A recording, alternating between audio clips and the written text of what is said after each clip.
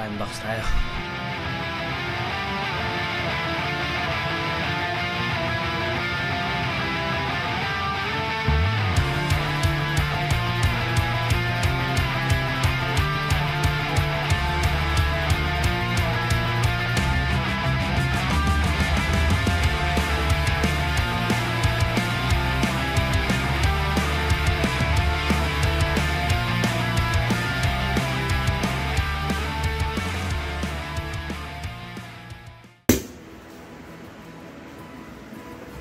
Okay, unboxing muna tayo.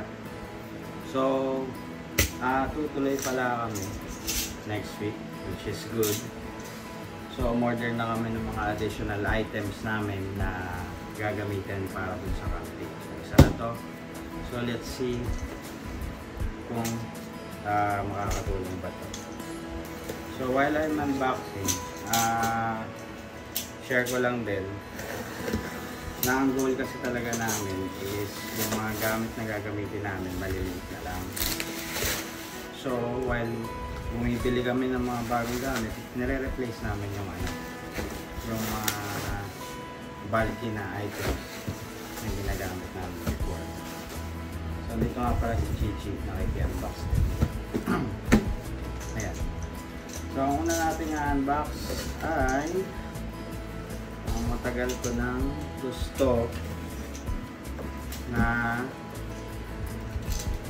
influensya ni John Fox nung nag-first timers camp tayo. So ayan, hotbed.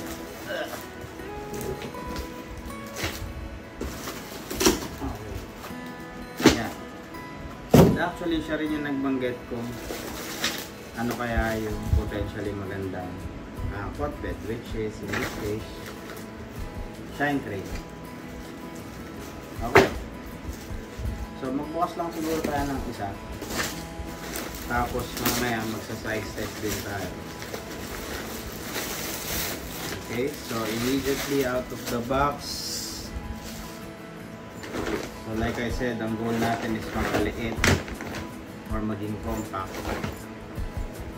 yung mga gagamitin. So ito na siya. Mas compact na siya. Okay, so I suppose this is the pot itself. Ito yung mga support. Oh! Okay. Kala ko kasi may provision siya para itaas. Ayan, so ito na yung buong set. 1, 2, 3, 4. I think extra lang yung iba. Ayan. So ayan.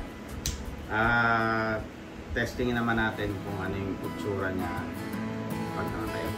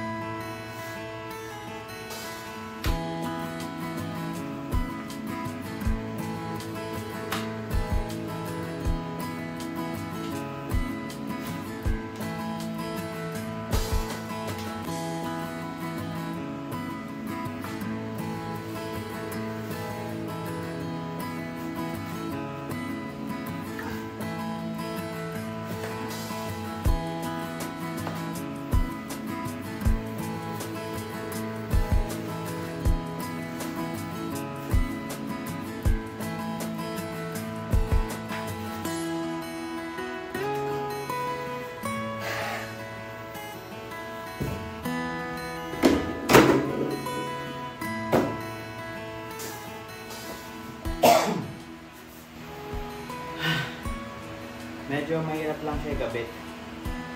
I mean yung paa. Pero syempre may purpose yun, kaya kung bakit masikip na masikip. Siguro pag nandun na to sa lupa, mas stable na siya. Syempre ngayon medyo mabilas. Pero okay naman sa presyo niya. Plus, tama na yung quality.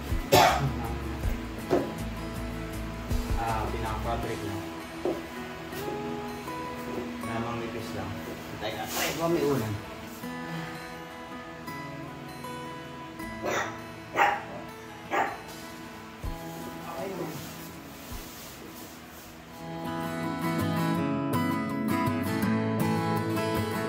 So nakuha naman namin yung goal, which is make our camping more compact kasi maliit nga siya. Konti lang space kakainin nito. Though dalawa siya, pero at least may dalawang bed na kami. Okay, next in line is this one.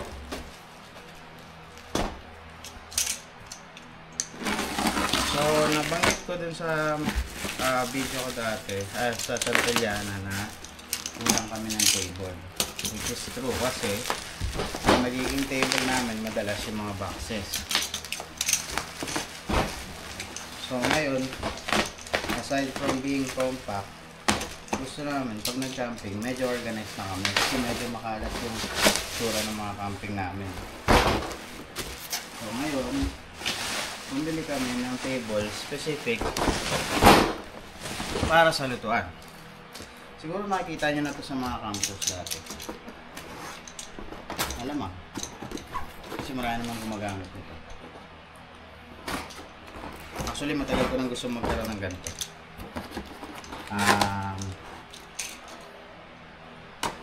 Hindi ko lang naramdaman yung need dati na magkaroon ng ganito.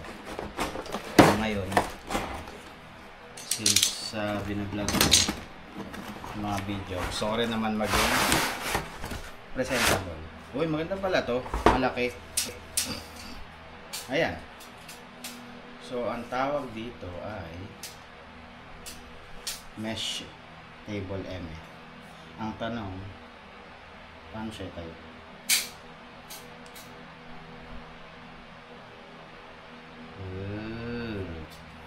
Unless yun na yun. Testing pa mo. Yun. Okay. Kinabahan ka agad ako. Yun. Okay, yan pala siya guys. Sorry. Ayan. Okay, parang stable.